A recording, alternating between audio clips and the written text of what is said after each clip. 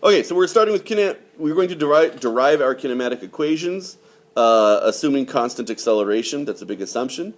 And no, I didn't mention that before. Yes, we need to assume constant acceleration for what we're doing today. Okay, so given that I walk at about 2 meters per second across campus, I've got long legs. Tall people can walk faster, and I do this for 5 seconds. Well, what is my displacement? Well, we can pretty much eyeball that one, and we'll know that it's 10 meters. Okay, duh. But we're going to solve it, and we're going to do this rigorously. So we know that v equals delta x over delta t. Okay, which means delta x, if we multiply the delta t over, delta x equals velocity times our change in time. All right, and so what is our initial time going to be? Well, if we go from when I start walking, okay, our time will be 0 seconds, which makes ti go to 0, okay, and then leads us to, what is our t final? Well, if our total time was 5 seconds and we're subtracting 0 seconds from it, then our total time, our final time is also going to be 5 seconds. Okay, so delta x equals velocity times time. 2 meters per second times 5 seconds equals 10 meters. Simple. But we like to graph this, so let's see what it looks like on here, and this you'll see what we're getting at here in a bit. Okay, so 1, 2, 3, 4, 5 for time, and velocity in meters per second is 1 and 2. So we graph this, and we get this. This is what our travel looks like. This is what the particle that is moving at 2 meters per second for 5 seconds will look like on our velocity time graph.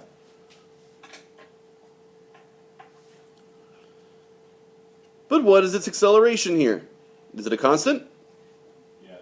It is a constant. What can we tell about this graph? What can you tell me about the shape of this guy right here that tells you that we have constant acceleration? Okay, it is flat. Okay, or more to the point, it is straight. That there's no curve to it. Yeah? So it is constant. Yes, it is constant. However, what is its value? The value of the acceleration is not only constant, it is constantly what? It is 0, and we can tell that because the slope of the line is 0. The slope of a line is 0, and so we're not...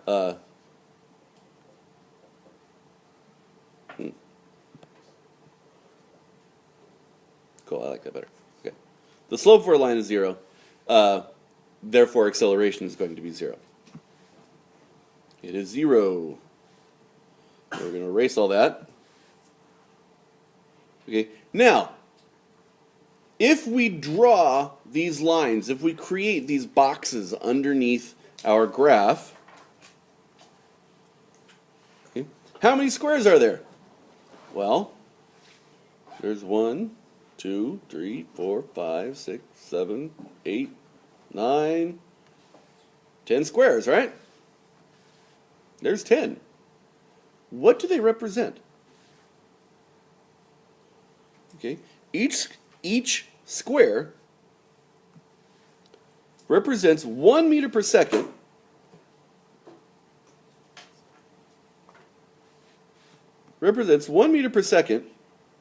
times 1 second. And so each square is a representation of 1 meter of displacement. Yeah? That make sense? Okay. So that leads to the area, the total area here underneath the velocity time curve equals our displacement. So all that right there, if we measure the area of all that, okay, all this stuff right here, this is all our displacement. Now, some of you may already be seeing where we are going with this, okay, but let's keep that a secret for our next lecture,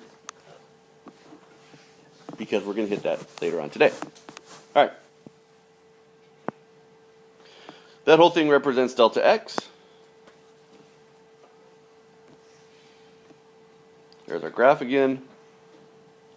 All right, so what if our velocity then is increased from 0 to 2 meters per second during those 5 seconds? So if we have a changing velocity, okay, so it's from 0. In fact, let me step back a little bit. If we go from, okay, there's our 5, our 2 meters per second, 5 minutes, and we know we're starting at 0. Okay, and we draw that line in there.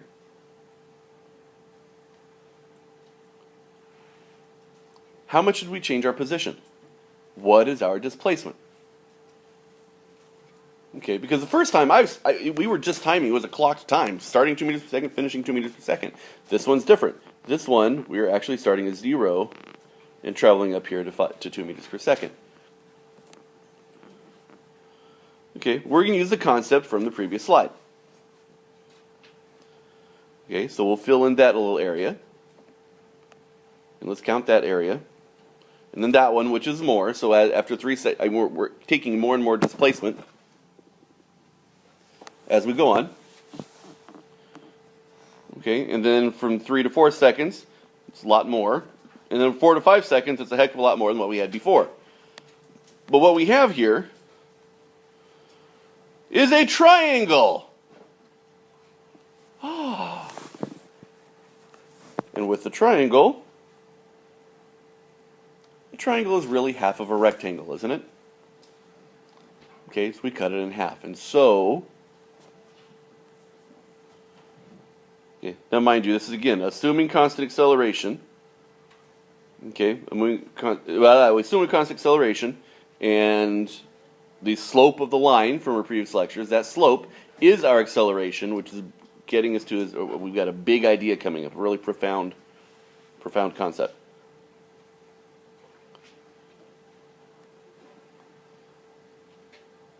Okay, so we're going to do this qualitatively. Okay, we have an initial velocity. We will call it v naught.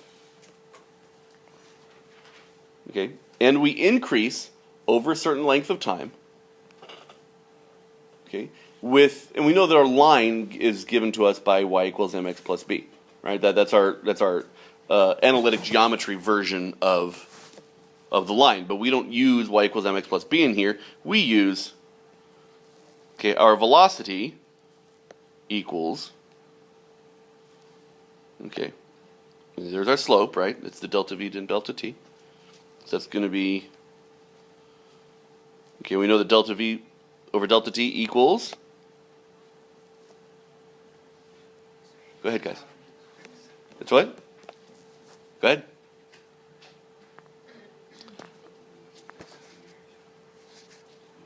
Okay, so yes, delta v over delta t equals our acceleration.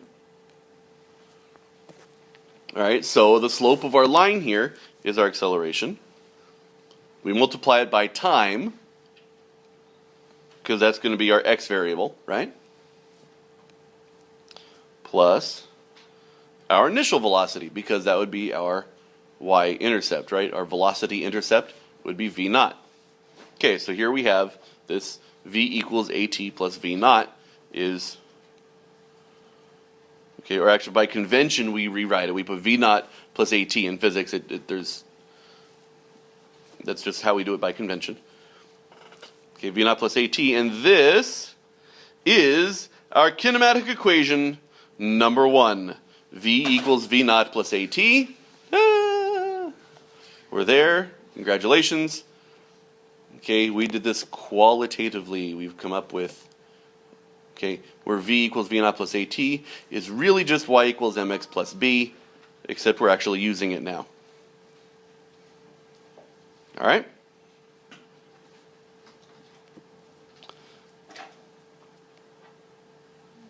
And so, there it goes.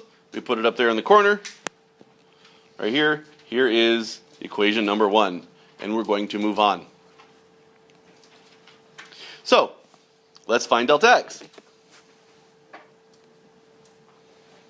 Oh, look. What do we have here?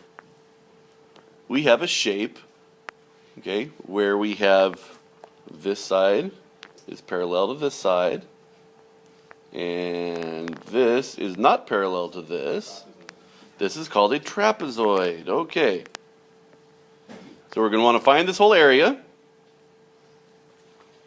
Okay, this is a trapezoid. And what is its area? Oh shoot, I meant to put a stop in there. Back. Stop. Go. Okay, so the area is the average of the base. Oh, you are going too far. What are you doing? All right. The area is the average of the bases divided by the height, or base 1 plus base 2 times the height. Now, what are the bases here? Okay, the bases are the parallel ones. That's how we determine a trapezoid. Base 1 and base 2 are the parallel sides, and the height is the perpendicular distance between those two. So what that really winds up being is that this is a base here, and this is our other base here, and this is a perpendicular height between the two. So this is going to be V naught, right? And what's our other height going to be? What's our other base going to be? This value is V, yeah, whatever velocity we're finishing at. Okay, so this is going to wind, our delta x, which is this area down here, is going to wind up being V naught plus V, right, because those are the two bases.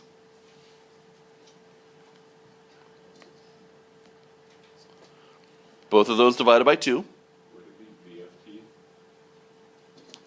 VFT? We're just calling that point, we stop at some velocity v, whatever it is. Okay? And the height in this case is going to be t.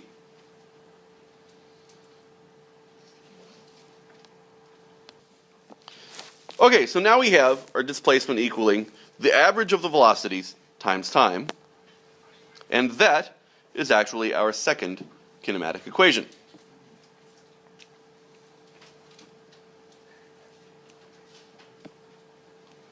Okay, and we put that second equation right there.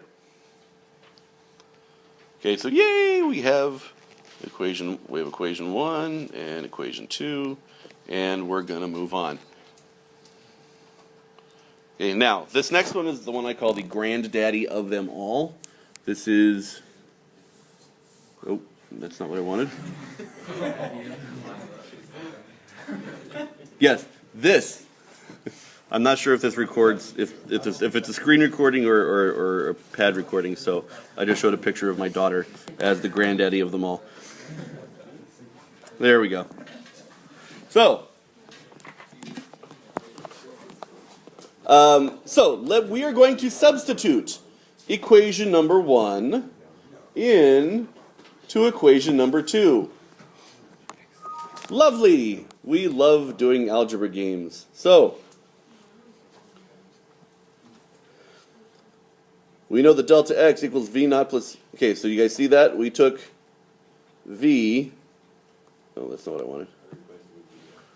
We took this v, and plugged it into here, and so we're getting v naught plus at, right? Because that's the equation 2, plus v naught, plus, so this remaining v naught right here. Okay, and we finish the equation. So we plug 1 into 2. You guys see that substitution there? All right. Okay, and that equals 2v naught plus at over 2 times t.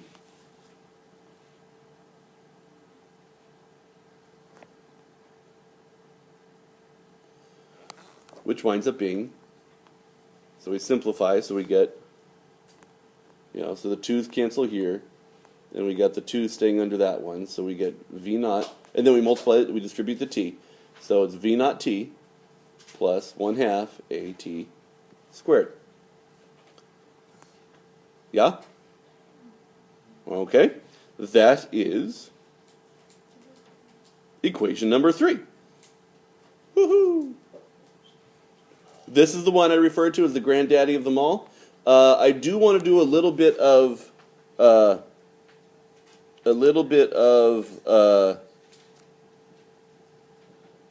housework here. I want you guys to make sure that we remember that delta x is really x final minus x initial.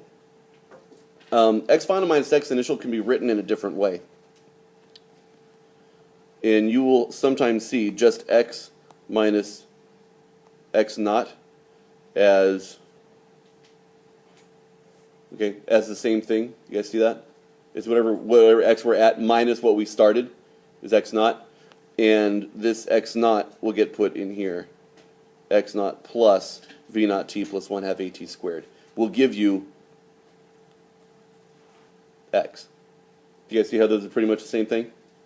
Okay, so you will sometimes see that equation as x equals x naught plus v naught t plus 1/2 at squared. Okay, that you will sometimes see it like that. I'm not going to show you like that anymore, though. So we're going to get rid of all that. Wipe.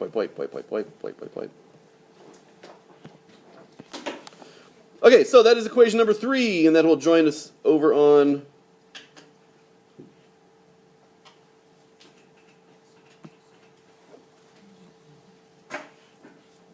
I don't remember what that is right there, so that's ugly. Okay. All right, so if we solve number 1 for t, solve the first equation for t, we're going to get t equals v minus v naught over a. Yeah? Can you guys see that? V minus v naught over a. Okay, and we're going to plug that into number 2, okay, in a different way. So instead of substituting velocity in for velocity, we're substituting the time in for the time. Yeah? Okay. That gives us this delta x here times v naught plus v over 2, right? Times this new term, which is our v minus v naught over a.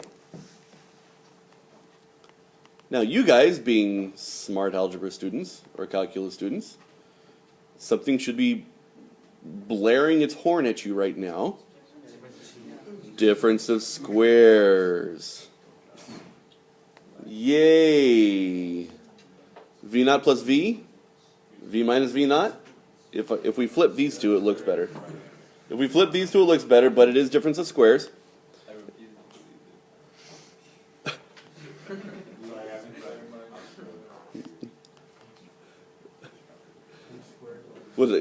What's the great line from what the Matrix movies that comprehension is not requisite for compliance? You don't have to understand to do what I tell you to do? Yeah, okay. All right. So we get our displacement is v squared minus v naught squared over 2a. Now, because we don't like a whole lot of fractions in these, even though 2 of them have fractions, now mind you, this is a perfectly fine equation. We could be using this, but this is a colossal pain in the publisher's rear to typeset over and over and over again. So they don't, and we want to write them as close to one line as possible. And so we get v squared equals v naught squared plus 2a x, or plus 2a delta x. And that is kinematic equation number 4.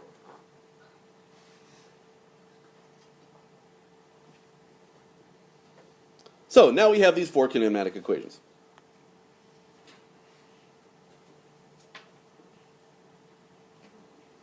And they're there. And we'll keep them off to the side, and we're going to do some samples here. Okay, so let's take number 1, and number 2, there's number 3, there's number 4, all right? 1, 2, 3, and 4. Yes, write them again.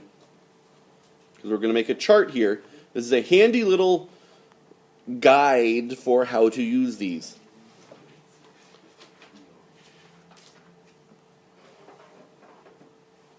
Then do that.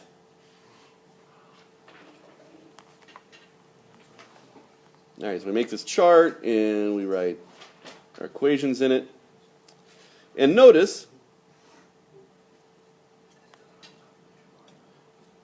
stop, go back, giving away the plot. Okay, delta x. Delta x is not present in the first one. Displacement is not present in the first equation, but it is in the other three. So when you are looking at what values you're given or what information you have to do your problem, if you don't have displacement, you're probably going to use the first equation. Okay, acceleration. Does the first one have acceleration? Yep. How about the next one? Nope. How about the next one? Yep. Yep. For the last one? Yeah. Okay. Velocity. Is velocity in the first one? Uh-huh. Is it in the second one? Yes. Is it in the third one? No. Is it in the last one? Yep. Okay. What's the last variable that I'm going to use? T. Time. Is it in the first one? Uh-huh. Is it in the second one? Yep. Third one? Uh-huh. Fourth one? No. Now, what about V naught? V naught is in all of them. V naught is in all of them. In fact, you have to have V naught for all of them. However, there's good news. The good news is, what's that? It will always be given, or it will always be implied. And this is the good news. The good news is, very often, you are starting from a standstill, which means your initial velocity is 0. Very often, V naught is 0 meters per second, which makes your calculations very nice, because that minus part goes away. Okay? And so that is it for our kinematic equations. And we'll pause there, or we will stop there.